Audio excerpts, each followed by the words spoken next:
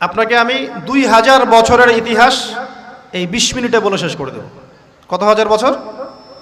2000 বছর। ইহুদি কারা? ইহুদি আর বনু ইসরাইল কি এক? উত্তর না। খুব ভালো করে কথাগুলো শোনেন, এগুলো বই পড়তে অনেক সময় লাগবে আপনার, এবং ঘাটাঘাটি করতে অনেক সময় লাগবে, খুব অল্প সময় বুঝে নেন। ইহুদি বনু ইসরাইল এক নয়। বনু ইসরাইল কাদেরকে বলা হয়? ইব্রাহিম আলাইহিস সালামের ছেলে, এক ছেলের নাম ইসমাইল, এক ছেলের নাম ইসহাক। ঠিক আছে? ইসমাইল আলাইহিস সালাম থাকেন মক্কায়, সেখানে তাকে কেন্দ্র করে একটা সভ্যতা। এই বংশে সর্বশেষ নবী মুহাম্মদ সাল্লাল্লাহু আলাইহি ওয়াসাল্লামের জন্ম। তার মানে আমরা বনু ইসমাইল। আমরা কারা?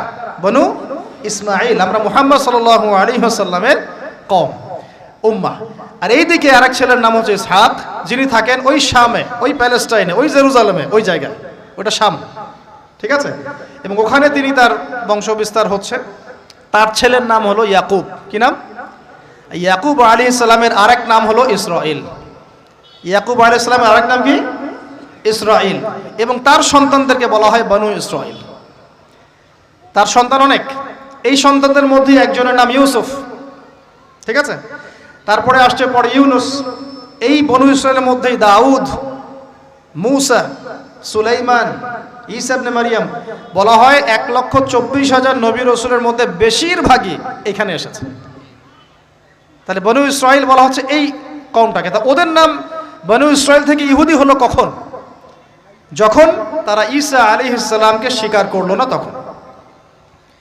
ঈসা আলাইহিস সালাম কি তাদের মধ্যে আসেন নাই? সেই ঈসা আলাইহিস সালামকে যখন তারা অস্বীকার করলো, তখন তাদের নাম আল্লাহ পাক এই বনু ইসরাইল থেকে পরিবর্তন করে হাদু দিয়েছেন কোরআনে। কুল ইয়া আইয়ুহাল্লাযীনা হাদু ইন যাআমতুম আন্নাকুম আউলিয়াউ লিল্লাহি মিন দুনিন নাস ফাতামান্নাউল মাউত। আছে না কোরআনে? অনেক জায়গা আছে। আল্লাহ পাক তখন তাদেরকে আর বনু ইসরাইল বলছেন না, বলছেন ইয়াহুদ। কি বলছেন? এই যে নাম আসলো ইহুদি। তো বনু ইসরাইল এবং ইহুদি এক নয়। বনু ইসরাইলরা ভালো ছিল এবং তারা ওই সময়কার মুসলিম ছিল। যখন তারা আল্লাহ পাকের আনুগত্য করেছিল, আল্লাহ পাক তাদেরকে সমৃদ্ধি দিয়েছিলেন, ঠিক আমাদের মতোই। আর যখন তারা আল্লাহ পাকের আনুগত্য করে নাই, পথভ্রষ্ট হয়ে যায়, আল্লাহ পাক তাদেরকে শাস্তি দিয়েছে। এক পর্যায়ে তারা যখন নবীদেরকে হত্যা করা শুরু করেছিল, অনেক নবীকে হত্যাও করেছে। যেমন জাকারিয়া আলাইহিস সালামকে তারা হত্যা করেছে, ইয়াহইয়া আলাইহিস সালামকে হত্যা করেছে। সূরা ইয়াসিন পড়ে দেখেন, ওখানে একই দিনে 3 জন নবীকে হত্যা করা হয়েছে। পড়ে দেখেন। তো মূল কথা হচ্ছে নাম চেঞ্জ হলো কখন? যখন তারা সত্য থেকে পথভ্রষ্ট হয়ে গেল, ঈসা আলাইহিস সালামকে তারা অস্বীকার করলো, তখন আর বনু ইসরাইল নয়, ইয়াহুদ। এখন তাদের মধ্যে একজন অন্যতম নবী ছিলেন দাউদ আলাইহিস সালাম। কি নাম? বলেন নাম, মুখস্থ করেন। তাদের নাম কি? আচ্ছা, দাউদ আলাইহিস সালাম ছোট, তখন 14-15 বছর বয়স হবে। আল্লাহ পাক মূসা আলাইহিস সালামকে বলেছিলেন, তুমি তোমার সম্প্রদায়কে নিয়ে এই জেরুজালেমে যুদ্ধ করবে। কাকে বলেছেন? মূসা আলাইহিস সালামকে। তুমি মূসা আলাইহিস সালাম তোমার সম্প্রদায়কে নিয়ে এই জেরুজালেমে গিয়ে যুদ্ধ করো। ওখানে আমালেকা নামে একটা সম্প্রদায় আছে, এরা খুবই শক্তিশালী, তবে তোমরা যদি ইমানদার হও তোমরা এর উপর বিজয় লাভ করবে। এর আগ পর্যন্ত এরা কিন্তু ওখানে ঢুকতে পারে নাই। কথা বুঝতে পারছেন? আল্লাহ পাক শর্ত দিলেন, যদি যুদ্ধ করে জয় করতে পারো তাহলে তোমাদের এই জায়গাটা তোমাদের। তো মূসা আলাইহিস সালাম বললেন তার কওমকে, চলো যুদ্ধ করি। তো মূসা আলাইহিস সালামের কওম বলছে, ইযহাব আনতা ওয়া রাব্বুকা ফাকাতিলা ওয়া ইন্না হাহুনা কাঈদুন। এই মূসা, তুমি যাও আর তোমার রব গিয়ে যুদ্ধ করো, আমরা এখানে বসে থাকলাম। কথা কি বুঝতে পারেন নাই? মানে এরা কোন কওম? ওই যে ফেরাউনকে ডুবে মরতে দেখেও বিশ্বাস করে না, বাছুর পূজা শুরু করে। আল্লাহ পাক একটার পর একটা নিদর্শন দেখান, তাও অস্বীকার করে। তাওরাত নিতে গিয়েছেন মূসা আলাইহিস সালাম, এসে দেখেন তারা বাছুর পূজা শুরু করেছে। মান্না সালোয়া আল্লাহ দিচ্ছেন, তাও অস্বীকার করে। মৃত থেকে জীবিত করেন, তাও অস্বীকার করে। শেষমেশ বলে বসলো যে ইয়া মূসা লান নুমিনা লাকা হাত্তা নারাল্লাহ জাহরা। হে মূসা, আমরা তোমার প্রতি বিশ্বাস করব না যতক্ষণ না আল্লাহকে সামনে দেখাচ্ছ আমাদের চোখ দিয়ে। এটা সেই জাত যে নবীদেরকে এত কষ্ট দিয়েছে। তো মূসা আলাইহিস সালাম যখন বললেন চলো, আল্লাহ পাক যুদ্ধের কথা বলেছেন, ওটা যুদ্ধ করে জয় করতে পারলে আমাদের হয়ে যাবে। তো বলছে ওখানে আমালেকা সম্প্রদায় আছে এত বড় শক্তিশালী, তুমি যাও তোমার রব গিয়ে যুদ্ধ করো, আমরা এখানে বসে আছি। আর আমাদের নবী মুহাম্মদ সাল্লাল্লাহু আলাইহি ওয়াসাল্লাম যখন বদরের মাঠে 313 জনকে নিয়ে পরামর্শ করছেন কি করব, যুদ্ধ করব কি না, তখন আমাদের মুসলিম সেনা বাহিনীর মধ্যে যে সাহাবীরা ছিলেন, সাদ বিন মুয়াজ রাদিয়াল্লাহু আনহু, তিনি বলছিলেন, ইয়া রাসূলুল্লাহ সাল্লাল্লাহু আলাইহি ওয়াসাল্লাম, আপনি আমাদেরকে নিয়ে বদরের মাঠ কেন, যদি উত্তাল সাগরেও ঝাঁপ দিতে চান আমরা সেখানেও ঝাঁপ দিব ইনশাআল্লাহ। কত পার্থক্য, তাই না? তিনি বলছিলেন যে আমরা সেই কথা আপনাকে বলবো না যেই কথা মুসার কওম মুসাকে বলেছে, বরং আপনি যদি আদেশ করেন আমরা উত্তাল সাগরেও ঝাঁপ দিতে পারি। এমনি এমনি তো বদরের যুদ্ধ আসে নাই, বিজয় আসে নাই, এইসব ইমানের কারণে এসেছে।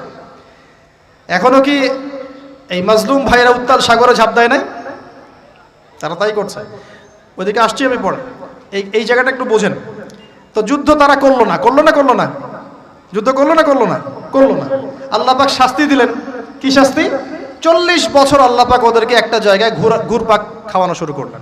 সকালে উঠে একটা পাহাড়কে কেন্দ্র করে ঘুরতো, সন্ধ্যায় এসে আবার সেই জায়গায় থেমে যেত। এটাকে বলা হয় তিহ উপত্যকার 40 বছরের শাস্তি। সূরা বাকারার মধ্যে দলিল আছে। এবার মুসা আলাইহিস সালামের জীবনটা শেষ, উনার হায়াত শেষ, উনি চলে গেলেন আল্লাহর কাছে। পরবর্তীতে নবী হলেন ইউশা বিন নুন। কি নাম? ইউশা বিন নুন। মনে রাখার চেষ্টা করেন, ভুলে যাবেন না আবার। ইউশা বিন নুন একজন নবী। এবার ইউশা বিন নুনের সময় ওই বনু ইসরাইলি বলছে যে আমরা যুদ্ধ করতে চাই, ওই জায়গা আমরা দখল করতে চাই। কোন জায়গা ভাই? কোন জায়গায় যুদ্ধ করতে চায়? আচ্ছা, জেরুজালেম নিয়ে এত কথা কেন জানেন? কারণ এই জায়গাটা শেষ জামানার সবচেয়ে ইম্পর্টেন্ট জায়গা। শেষ জামানার সবচেয়ে ইম্পর্টেন্ট জায়গা 3টা, মুখস্থ করেন। কয়টা? এক হচ্ছে জেরুজালেম, 2 হচ্ছে মক্কা মদিনা, জানেন, আর 3 নাম্বার হচ্ছে কনস্ট্যান্টিনোপল। মানে কুস্তান্তনিয়া। কোথায় এটা? তুরস্কে। আরেকটা জায়গা আছে, এটাও অনেক বেশি ইম্পর্টেন্ট, সেটা হলো খোরাসান। সেটা কি? খোরাসান। এই 4টা জায়গার কথা মাথায় রাখবেন। পুরো বিশ্বের এই প্রেক্ষাপট এই 4টা জায়গাকে কেন্দ্র করে ঘুরতে থাকবে, এবং এর সেন্টার হার্ট হচ্ছে জেরুজালেম। কারণ কিয়ামত ততদিন পর্যন্ত হবে না যতদিন এই জেরুজালেম মুসলিমদের দখলে না আসছে, এবং এই জেরুজালেম থেকে ইমামুল মাহদি ঈসা ইবনে মারইয়াম বিশ্ব শাসন না করছেন, ততদিন পর্যন্ত এই পৃথিবীতে কিয়ামত হবে না ইনশাআল্লাহ। বুঝতে পারছেন কথা? আচ্ছা, তো ইউশা বিন নুন এখন বলছেন যে আচ্ছা তোমরা তো আবার যুদ্ধ করতে চাচ্ছ, মুসা আলাইহিস সালামের সময় তো যুদ্ধ করতে বলা হয়েছিল, করো নাই। এখন যদি আবার যুদ্ধের কথা বলা হয়, যদি তোমরা আবার পালায় যাও, তখন তারা বলছে ওয়া মা লানা আল্লা নুকাতিলা ফি সাবিলিল্লাহ, কেন আমরা আল্লাহর রাস্তায় যুদ্ধ করব না? ওয়া কাদ উখরিজনা মিন দিয়ারিনা, আমাদেরকে আমাদের বাড়িঘর থেকে বের করে দেওয়া হয়েছে, ওয়া আবনাইনা, আমাদের সন্তান থেকে বিচ্ছেদ করানো হয়েছে, কেন যুদ্ধ করব না? অবশ্যই যুদ্ধ করব। তো বলছি ঠিক আছে, তাহলে আমি আল্লাহর কাছে দোয়া করলাম। হ্যাঁ করেন। আল্লাহর কাছে দোয়া করা হলো, আল্লাহ পাক বললেন যা জিহাদ ফরজ করলাম, নাও যুদ্ধ করো। এখন ওখানে কোন সম্প্রদায় আছে? আমালেকা, অনেক শক্তিশালী, অনেক বিশাল দেহী। এখন ফরজ হওয়ার পরে এখন বনু ইসরাইল বলছে আচ্ছা আমাদেরকে একটা নেতা নিযুক্ত করে দিন, তাহলে সেনাপতি নিযুক্ত করুন। সেনাপতি লাগে কি লাগে না? লাগে না? আচ্ছা আচ্ছা, আমাদের প্রজন্ম মুক্তিযুদ্ধ সম্পর্কে কতটুকু জানেন দেখি বলেন। আমাদের মুক্তিযুদ্ধের সময় পুরো বাংলাদেশ কতটা সেক্টরে বিভক্ত ছিল? মাশাআল্লাহ। 7 জন বীরশ্রেষ্ঠের নাম জানেন? বীরশ্রেষ্ঠ মতিউর রহমানের বাসা কোথায়? পাকিস্তানের বাসা? আল্লাহু আকবার। চিন্তা করছেন আসলে আমরা কি ধর্ম শিখতেছি, না আমরা কি আমাদের সংস্কৃতি শিখতেছি, না আমরা কি আমাদের ইতিহাস শিখতেছি? আসলে আমরা শিখতেছিটা কি? আমরা শিখতেছি স্মার্টফোন, টিকটক। বিশ্বাস, ঢাকা শহরে এই 15 থেকে 20 বছরের ছেলেপেলের যা অবস্থা দেখলে আমাদের চোখ দিয়ে পানি বের হয়, আবার শুকরিয়া আদায় করি আলহামদুলিল্লাহ, ওই যুগে আমরা, এই যুগটা আমরা এইভাবে নষ্ট করিনি আলহামদুলিল্লাহ। কি একটা অবস্থা! এদের অর্ধেকের সাইকোলজি নষ্ট করে দিয়েছে বিভিন্ন মুভিজ, সিনেমা। এখনকার অনেক মুভিজে দেখায় যে সে গ্যাংস্টার হচ্ছে, গ্যাংস্টার হওয়াটা একটা প্যাশন, ওইটা দেখে দেখে সে নিজেও গ্যাংস্টার হওয়ার চেষ্টা করে। সাইকোলজি নিয়ে খেলে। কিছু কিছু মুভিজ এখন রিলিজ করা হয়, আমি দেখিনি, আমাকে বলা হয়েছে যেগুলো উৎসাহিত করে মানুষকে এ ধরনের গুন্ডামি কাজ করতে, প্রেমিকাকে নিয়ে পালায় যাবে, এটা করবে সেটা করবে, এগুলো তো উৎসাহিত হয়ে ছেলেপেলেরা এই কাজগুলো করে। না পড়াশোনা করতেছে, না ইতিহাস জানে, না সংস্কৃতি, না বিশ্ব, না অর্থনীতি, না ধর্ম, আসলে আসি কোন দিকে? এর চেয়ে আমাদের এর আগের এইজ যাদের বয়স এখন 50-60, এই জেনারেশনটা মাশাআল্লাহ অনেক ভদ্র ছিল।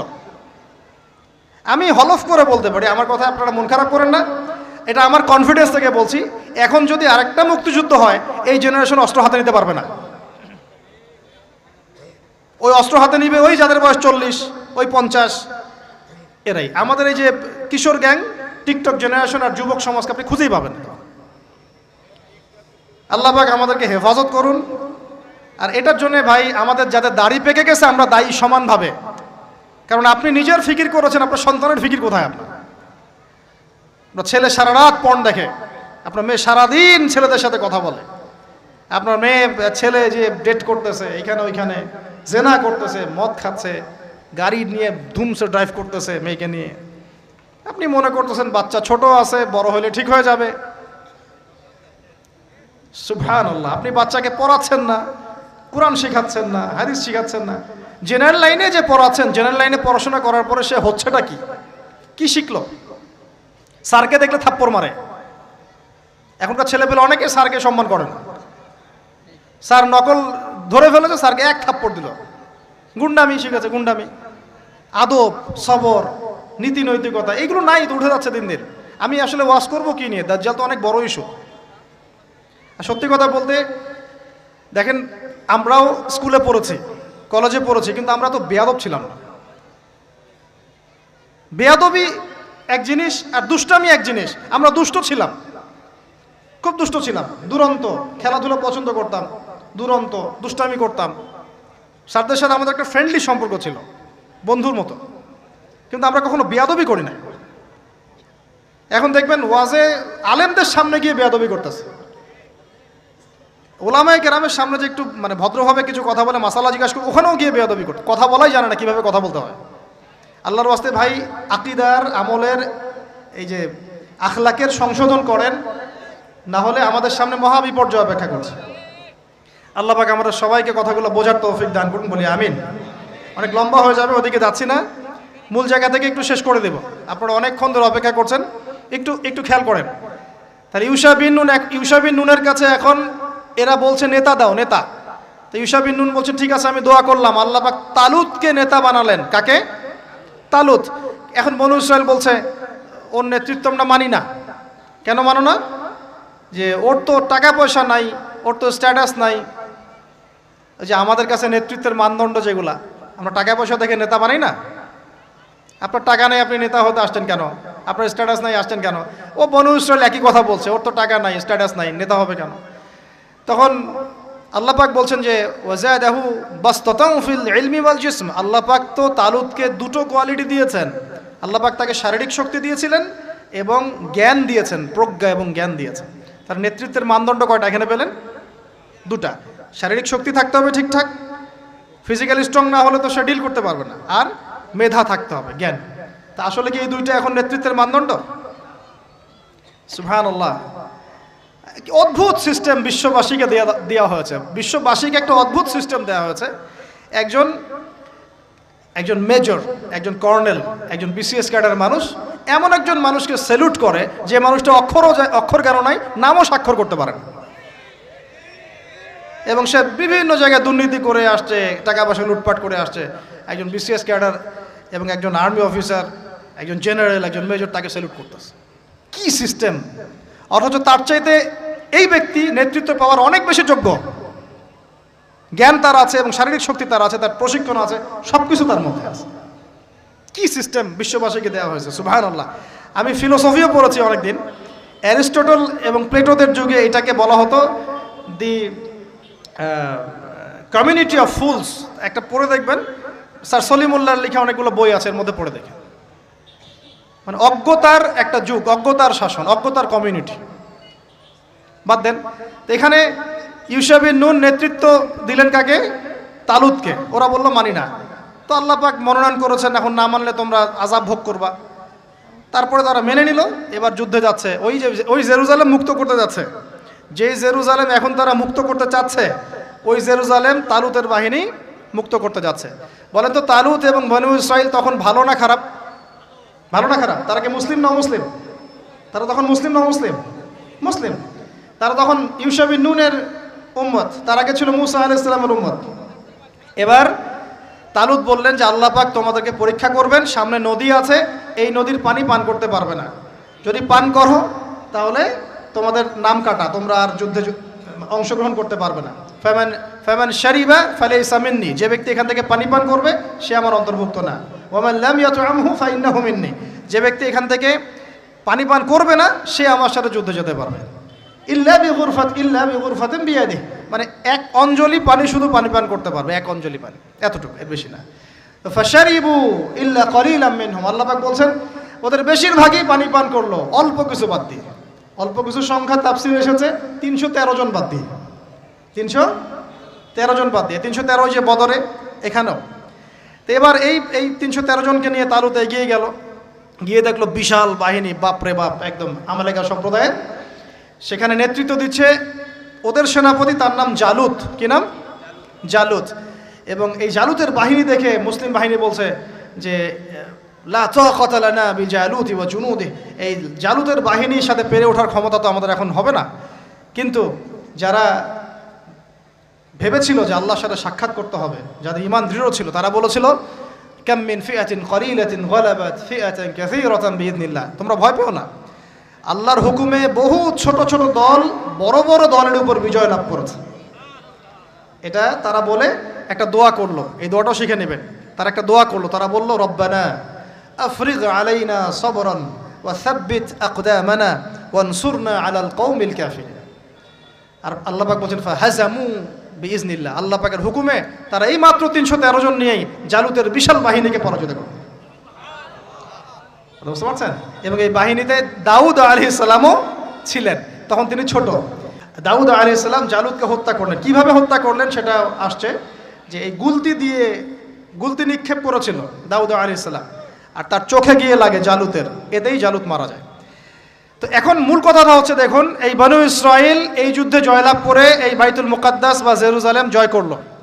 এই যে তারা প্রথমবার এখানে ঢুকলো, এর আগ পর্যন্ত কিন্তু ঢুকতে পারে না। এবার আল্লাহ পাক তাদেরকে বললেন তোমরা এখানে যদি আমার আদেশগুলো মেনে চলো, এই জায়গা তোমাদেরই, তোমরা এখানে থাকবে, কিন্তু যদি তোমরা আদেশ না মানো, আমার বিরুদ্ধাচরণ করো, তোমাদেরকে এখান থেকে বের করে দেব। আর আল্লাহ পাক এটা বলেও দিলেন যে লা তুফসিদুন্না ফিল আরদি মাররাতাইন, তোমরা কিন্তু 2 বার সীমা লঙ্ঘন করবা, আমি কিন্তু সতর্ক করছি তোমাদেরকে। কয়বার? 2 বার। এবার দাউদ আলাইহিস সালামের সময় তারা খুব সুন্দর ছিল, একদম রুলিং স্টেট। বলা হয় যে দাউদ আলাইহিস সালামের সময় তারা ওই জেরুজালেম থেকে বিশ্বকে শাসন করেছে। ঠিক আছে? দাউদ আলাইহিস সালামের পরে আসলো তার ছেলে সুলাইমান, নাম কি? সুলাইমান আলাইহিস সালাম। এই সময় আরও সমৃদ্ধি লাভ করলো, এত সমৃদ্ধি যে বাতাসের উপর নিয়ন্ত্রণ। জিনরা ডুবুরির কাজ করে পাথর এনে দেয়, জিনরা ডুবুরির কাজ করে মণিমুক্তা এনে দেয়। জিনদেরকে দিয়ে এই যে বাইতুল মুকাদ্দাস তিনি নির্মাণ করালেন আবার, তাই না? এই যে বাইতুল মুকাদ্দাসের কথা বলছে। তারপরে বাতাসকে যদি বলেন এখান থেকে আমাকে নিয়ে যাও, 1 মাসের পথ 1 বেলায় চলে যাচ্ছে। পিঁপড়া হাঁটছে, সুলাইমান আলাইহিস সালাম পিঁপড়ার ভাষা বোঝেন, পাখির ভাষা বোঝেন, তারা তেলাওয়াত করেন, মাছ এসে তেলাওয়াত শুনে। মানে এমন একটা সভ্যতা, এই সভ্যতা পৃথিবীতে আসেনি কখন।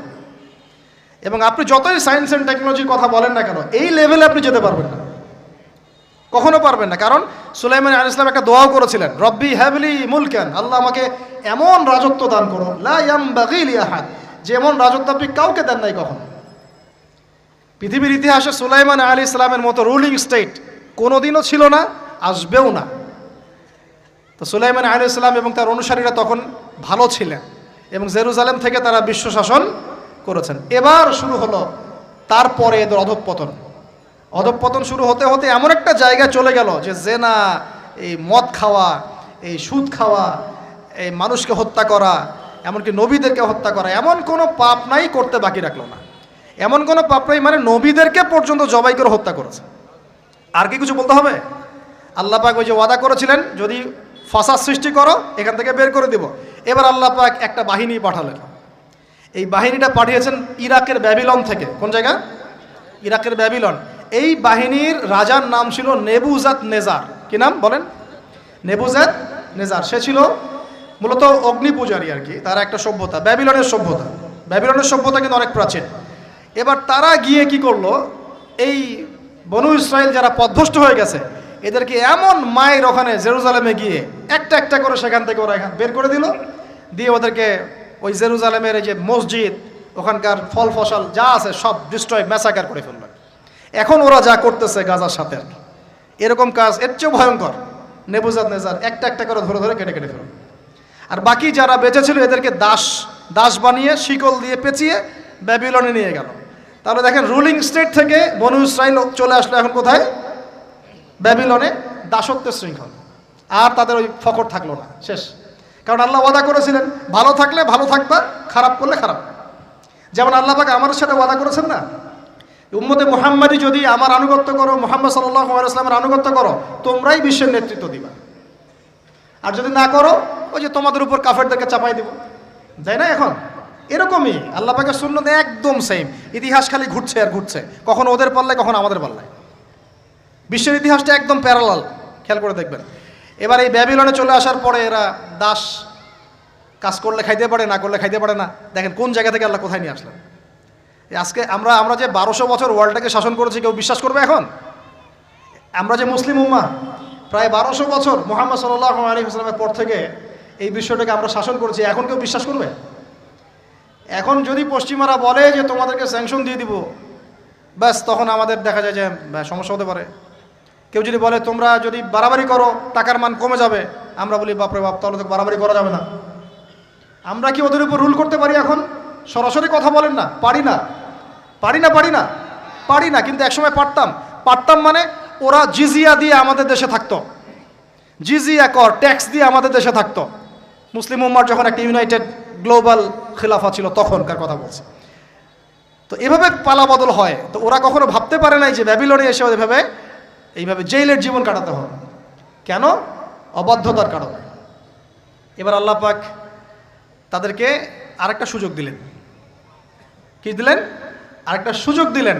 ব্যাবিলনে বসে বসে ওরা আলোচনা করে যে আমাদের কিন্তু একজন মাসিহ আসবে। কে আসবে?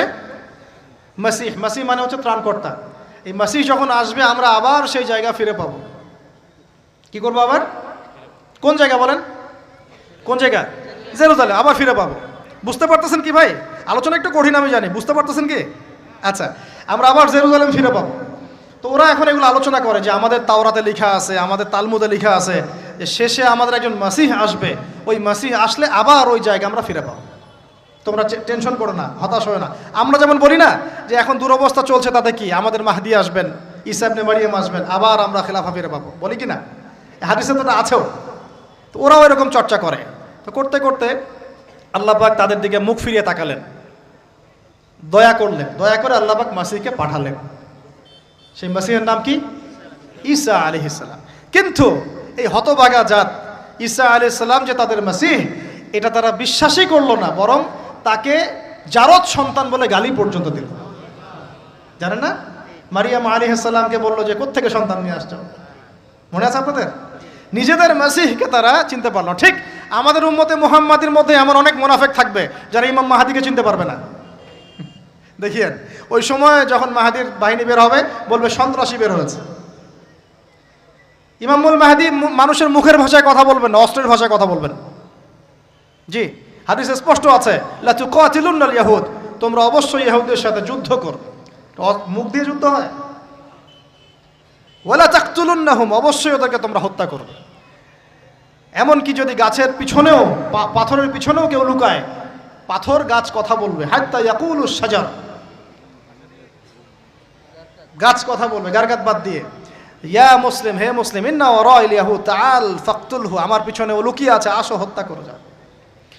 তো বাই দ্য ওয়ে, এখন আল্লাহ পাক রহম করলেন, মাসিহ পাঠালেন, চিনতে পারলো না, বিশ্বাস করলো না, তাকে জারদ সন্তান বলে গালি দিল। শুধু তাই না, ঈসা আলাইহিস সালামকে তারা হত্যার চেষ্টা পর্যন্ত করল। করে নাই হত্যার চেষ্টা? তারা সূরা মাইদা নিসা পড়ে দেখেন, তারা বলে, ফখর করে বলে ইহুদিরা, ইন্না কাতালনাল মাসিহ ইবনে মারইয়াম, আমরা ঈসা আলাইহিস সালামকে হত্যা করেছি। রাসূলুল্লাহ, যে আল্লাহর রাসূল ছিল, আল্লাহ বলছেন ওয়ামা কাতালুহু, তারা তাকে হত্যা করতে পারে নাই। ওয়ামা সালাবুহু, তারা তাকে ক্রুশবিদ্ধ করতে পারে নাই। বাল রাফাআহুল্লাহু ইলাইহি, বরং আল্লাহ পাক তাকে তার কাছে উঠিয়ে নিয়েছে। ওয়ালাকিন শুব্বিহা লাহুম, কিন্তু ওরা ধোঁকা খেয়েছিল, মনে হয়েছিল তিনিই মনে হয় মাসিহ, আসলে সে মাসিহ ছিল না। আল্লাহ পাক তাকে উঠিয়ে নিয়েছেন এবং শেষ জামানায় তাকে আবার পাঠাবেন। কেন পাঠাবেন? কারণ তার কাজ এখনো বাকি আছে। তার কাজ হচ্ছে সত্যিকারের মাসিহ মিথ্যায় প্রতারক দাজ্জালকে হত্যা করবে এবং এই জেরুজালেম থেকে ঈসা আলাইহিস ইসলাম আবার ইসলামী খেলাফা বাস্তবায়ন করবে। এটা তার কাজ এখনও বাকি আছে। এই কারণে তিনি যখন আসবেন, তিনি বিয়ে শাদী করবেন, তার সন্তান হবে, তার ইন্তেকালের পরে তাকে দাফন করা হবে আল্লাহ নবী সাল্লাল্লাহু আলাইহি ওয়াসাল্লামের কবরের পাশে, রওজা মোবারকের পাশে। তার কাজ এখনো বাকি আছে। তারা মাসিহকে চিনতে পারলো না। এবার আল্লাহ পাক আবার শাস্তি দিলেন, লা তুফসিদুন্না ফিল আরদি মাররাতাইন, তোমরা দুইবার ফাসাদ সৃষ্টি করবা। এবার কার হাতে শাস্তি দিলেন? এবার রোমানদের হাতে। ওই যে রোমক সভ্যতা, রোমানদের ইতিহাস পড়েছেন তো আপনারা, ওরা সুপার পাওয়ার ছিল তখন। রোমানদের যে নেতৃত্ব দিয়েছে তার নাম ছিল না হেরাক্লিয়াস না, সম্ভবত টাইসার, এরকম একজন সেনাপতি ছিল তাদের, আমি নামটা এই মুহূর্তে ভুলে গেছি। তো যাই হোক, রোমানরা তখন এসে 70 খ্রিস্টাব্দের কথা, মানে ঈসা আলাইহিস সালামের জন্মের, মানে ঈসা আলাইহিস সালামের নবী হয়ে আসার পরে আর 70 বছর পরের কথা, যখন তারা স্বীকার করলো না, এই রোমান বাহিনী এসে ওই যে আগে যেমন ব্যাবিলনের বাহিনী গিয়ে ওদেরকে ম্যাসাকার করেছিল, এই রোমান বাহিনী গিয়ে ওদেরকে পুরো ম্যাসাকার করলো। আবার এই জেরুজালেম ধ্বংস হলো, মসজিদ ডিস্ট্রয় হলো, ওদেরকে হত্যা করা হলো, দাসত্বের শৃঙ্খলা আবদ্ধ করলো, এভাবে ওদেরকে আবার ম্যাসাকার করা হলো। দুইবার আল্লাহ শাস্তি দিলেন। তবে এবার তারা দাসত্বের শৃঙ্খলা আবদ্ধ হয় নাই, বিশ্বের বিভিন্ন জায়গায় ছড়িয়ে ছিটিয়ে গেছে। কোথাও 10 জন, কোথাও 20 জন, কোথাও 50, কোথাও 100, এভাবে আস্তে আস্তে ছড়িয়ে ছিটিয়ে গেছে। ওরা আর এক জায়গায় থাকতে পারে না। ওদের এই একটা অংশ গিয়ে মদিনায় আশ্রয় নিয়েছে। কোথায়? মদিনা, যার নাম ইয়াসরিব। ওই সময়কার কথা বলছি, কিন্তু প্রায় 1400 বছর আগের কথা বলছি আমি, 1500, 1000 বছর, 2000 বছর আগের কথা বলছি। মদিনায় আশ্রয় নিয়েছে 3টা গোত্র, বনু কুরাইজা, বনু কাইনুকা, বনু নাজির। আমার সাথে বলেন একটা, বনু কুরাইজা, বনু কাইনুকা, বনু নাজির। কোথায় আছে ওরা বসে? মদিনায়। কেন মদিনায়?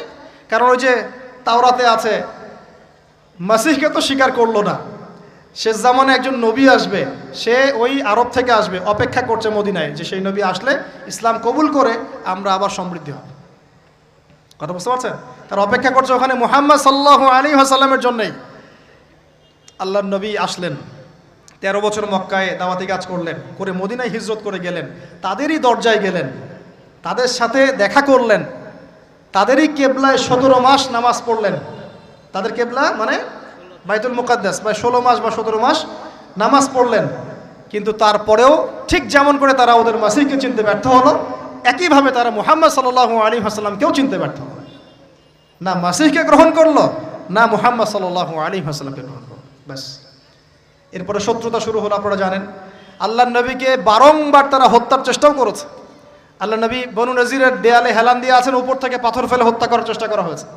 খাইবারে নবী যুদ্ধ করতে গিয়েছেন, তাকে বিষ পান করে প্রয়োগ করে হত্যা করার চেষ্টা করা হয়েছে। তাহলে ওদের চরিত্র কি বদলালো? বদলিয়েছে? বদলায় নাই? আপনারা কি ওদের পটভূমি বুঝতে পারছেন, ইতিহাস? এবার নবী সাল্লাল্লাহু আলাইহি ওয়াসাল্লামকে আল্লাহ পাক যুদ্ধের আদেশ করলেন। আল্লাহ নবী সাল্লাল্লাহু আলাইহি ওয়াসাল্লাম একটা করে ইহুদি কওমের এগেইনস্টে যুদ্ধ করলেন, একটা করে। প্রথমে বনু কুরাইজা, বনু কাইনুকাকে বের করে দেওয়া হলো, তারপরে বনু নাজিরকে বের করে দেওয়া হলো, তারপরে বনু কুরাইজাকে বের করে দেওয়া হলো, সর্বশেষ খায়বারে গিয়ে একটা করে ইহুদিকে ওখান থেকে বের করে দেওয়া হলো। 4টা গোত্রকে বের করা হয়েছে। প্রতিটা বাড়ি ওদের খেয়ানতের কারণে, মদিনা সনদের চুক্তি ভঙ্গ করার কারণে। ওদের চরিত্রটাই এমন ছিল। আমরা চুক্তিবদ্ধ ছিলাম যে আমরা তোমার সাথে যুদ্ধ করব না, তোমরা আমার সাথে যুদ্ধ করবে না, আমাদের শত্রুদের বিরুদ্ধে তোমরা তাদেরকে সাহায্য করতে পারবে না। কিন্তু এই ইহুদিরা কুরাইশদেরকে সাহায্য করে, ওদের সাথে আতাত করে আমাদের বিরুদ্ধে গদ্দারি করেছে। এই কারণে আমরা কি জুলুম করেছিলাম? আল্লাহ পাক কি জুলুম করতে পারেন? না। এবার তাদেরকে বের করে শুরু দেয়াই হয় নাই। আমাদের নবী সাল্লাল্লাহু আলাইহি ওয়াসাল্লাম ইন্তেকালের কয়েকদিন আগে বলে গিয়েছিলেন, ইন্তেকালের কয়েকদিন আগে, যে আমার ইন্তেকালের পরে এই জাজিরাতুল আরব থেকে তোমরা ইহুদিদেরকে বের করে দিও। কে বলে গেছেন? আর সেই কওমের সাথে এখনকার মধ্যপ্রাচ্যের যে আরব কান্ট্রিগুলো আছে, এরা উপরে না, ভিতরে ভিতরে হাত পেতে আতাত করে বসে আছে। সুবহান, লজ্জা আমাদের, লজ্জা, ধিক্কার আমাদের। ওদের ওদের প্রত্যক্ষ পরোক্ষ মদদে এই রাষ্ট্রটা টিকে আছে। চতুর্দিক থেকে 8-10টা মুসলিম কান্ট্রি মিলে যদি একত্রিত হয়, ওখানে থাকতে পারতো? তাই মনে হয়? মসনদের জন্যে, দুনিয়ার স্বার্থে, অর্থের স্বার্থে আমরা এই কাজগুলো করেছি, করে যাচ্ছি, এখনো করে যাচ্ছি। আতাতের হিস্ট্রি বলতে গেলে সারা রাত যাবে, আপনাদের ধৈর্য ধরতে পারবেন না। এই 1917-18 সালের দিকেও এই নাজদিরা, 1917-18 সালের দিকেও নাজদিরা এই ব্রিটেনের সাথে আতাত করে তুর্কিদের নিয়োজিত যে ইয়ারা ছিল, শাসকরা ছিল, তাদের বিরুদ্ধে বিদ্রোহ করে আরব রাষ্ট্র কায়েম করেছে। আমরা শুধু এতটুকু জেনে রাখেন যে তারা এই জায়গায় আসতে পারতো না যদি মুসলমান মুনাফেকরা ওদের সাথে আতাত না করতো। আল্লাহ নবী তাদেরকে বের করে দিলেন এবং ইন্তেকালের কয়েকদিন আগে বলে গেলেন যে বাকিগুলোকে তোমরা বের করে দিও। তাদের সাথে আমাদের আজকে এই আতাত। এখন আসেন, এই অবস্থা চলে যাওয়ার পরে মুসলিমরা বিশ্ব শাসন করেছে। প্রথমে 4 খলিফার যুগ চলে গেছে, উমাইয়াদের যুগ চলে গেছে, আব্বাসীয়রা চলে গেছে, ফাতিমিরা চলে গেছে, আন্দালুসিয়া চলে গেছে, তারপরে মামলুক শাসন চলে গেছে, মুঘলদেরটা চলে গেছে, তুর্কিদেরটা চলে গেছে। এভাবে প্রায় 1200 বছর এই বিশ্বের মধ্যে আমরা দাপটের সাথে মাথা তুলে শাসন করেছি। তখন এই বনু ইসরায়েলরা তার বনু ইসরায়েল নাই, এরা হয়ে গেছে ইহুদি। কি হয়ে গেছে? ইহুদি। এবং এরা কিন্তু ওই জেরুজালেম দখলের পায় তারা ছাড়ে নাই। তাহলে এবার কি করলো তারা? এবার এই যে এই জায়গা থেকে বোঝেন শেষ অংশ এটা। এবার 1914 সালে চলে আসে। কত সাল? 1914 সাল। বজনিয়ায় আমরা বলি যে সামার অফ 1914, বজনিয়াতে একজন রাজা হাঁটছেন রাস্তা দিয়ে। এখন ইহুদি এবং খ্রিস্টানদের মধ্যে একটা জোট হয়ে গেল। এর মধ্যে এই জোটের নাম জায়নিস্ট মুভমেন্ট। এরা বলে প্ল্যান করলো যে রাজাটাকে শেষ করতে হবে। তো রাজা ফার্ডিন্যান্ডকে তারা শেষ করে দিয়ে অস্ট্রিয়া হাঙ্গেরির বিরুদ্ধে রাশিয়াকে লেলিয়ে দিল। এমনভাবে সুরাগ ছেড়ে গেল, প্রমাণ ছেড়ে গেল যেন ওইটা রাশিয়া পর্যন্ত গড়ায়। ব্যাস, এরা যুদ্ধে নেমে পড়লো। এই যুদ্ধে রাশিয়ার পক্ষ নিয়ে নিল ব্রিটেন, তার সাথে আসলো এই ইতালি, ফ্রান্স, আর এইদিকে অস্ট্রিয়া হাঙ্গেরির সাথে চলে আসলো জার্মানি। এই যে প্রথম বিশ্বযুদ্ধ শুরু হয়ে গেল, ম্যাসাকার অবস্থা। আমরা এগুলো পড়েছি ইউনিভার্সিটিতে, কিন্তু এইটুক পর্যন্ত আমাদেরকে পড়ানো হয়েছে, কিন্তু এর পিছনের গল্প তারা আমাদেরকে বলতে পারে নাই। এর পিছনের গল্পটা আমরা কোরআন থেকে জেনেছি, হাদিস থেকে জেনেছি। এই ফার্স্ট ওয়ার্ল্ড ওয়ারের মূল উদ্দেশ্য এই কয়েকটা মানুষকে মেরে ফেলা ছিল না। উদ্দেশ্য ছিল ব্রিটেনের উত্থান এবং ওর হাত ধরে তুর্কিদের বিরুদ্ধে যুদ্ধ করে জেরুজালেমের পুনরুদ্ধার। তাই 1914 থেকে 1918-এর মধ্যে এই জেরুজালেম তারা আবার দখল করে ফেললো তুর্কিদের বিরুদ্ধে যুদ্ধ করে। এবং আমি বলেছি কিছু মুসলিম নামধারী মুনাফেক এদের সাথে যোগ দিয়েছে। এবং এই ডিক্লারেশনটাকে বলা হয় বেলফোর্ট ডিক্লারেশন। আপনারা পড়ে দেখেন, বলার সময় এত লম্বা। এটাকে বলে বেলফোর্ট ডিক্লারেশন। স্বাধীন ফিলিস্তিন রাষ্ট্রের মধ্যে একটা ছোট্ট ভূখণ্ড তারা চাইলো, দাবি করলো। ঠিক আছে, এই ছোট্ট ভূখণ্ডের পরিমাণ ছিল মাত্র 6%। 6 ওই 6 হয়েছে এখন 76। কত হয়েছে? 76। এই জায়গাটা দেয়া হলো। জায়গাটা দেওয়ার পর ব্রিটেনের সহযোগিতায় তারা 1948 সাল পর্যন্ত এভাবে দাপটের সাথে ওই জায়গাটা দখল করতে লাগলো। প্রতিদিন একটু একটু করে জায়গা বাড়াচ্ছে, জমি দখল করছে, মা বোনদের ইজ্জত দিচ্ছে, ওই ভাইকে হত্যা করছে। কার সহযোগিতায়? একা একা করতে পারছে? কোন রাষ্ট্র তাকে সহযোগিতা করছে বলেন? না, এখন ওই সময় ব্রিটেন করেছে। এবং সে তখন রুলিং স্টেট ছিল। আমাদের এখানেও তো সে 200 বছর শাসন করছে, করে নাই? তখন অর্থনৈতিক নিয়ন্ত্রণ ওর কাছে, ওই যে পাউন্ড ওর কাছে, পুরো ওয়ার্ল্ডের পলিটিক্যাল নিয়ন্ত্রণ ওর কাছে, অস্ত্রশস্ত্র নিয়ন্ত্রণ ওর কাছে। ও তখন রুলিং স্টেট। ওর প্রত্যক্ষ সহযোগিতায় এই জায়নিস্ট ইহুদিরা মিলে এই জায়গাটা আবার দখল করো 1914 থেকে 18-এর মধ্যে। এরপর চলতে লাগলো 48 সাল পর্যন্ত। দেখলো যে না, ব্রিটেনের তো এখন দম শেষ, বয়স হয়ে গেছে, নতুন কাউকে লাগবে। লঞ্চ করা হলো দ্বিতীয় বিশ্বযুদ্ধ। এবং দ্বিতীয় বিশ্বযুদ্ধের পরে নতুন একজন রুলিং স্টেট বিশ্বের বুকে মাথা তুলে দাঁড়ালো, যার নাম হচ্ছে ইউএসএ। ব্রিটেনের রোল শেষ, এখন ইউএসএ। ব্রিটেন যা করেছিল ওদের সাথে, ইউএসএ ঠিক তাই করতে লাগলো, ওদেরকে সাপোর্ট করতে লাগলো। রহস্যজনক না বিষয়টা? এখন আপনারা মিলাই নিয়েন, দাজ্জালের প্রথম দিন 1 বছরের সমান কিভাবে, দ্বিতীয় দিন 1 মাসের সমান কিভাবে।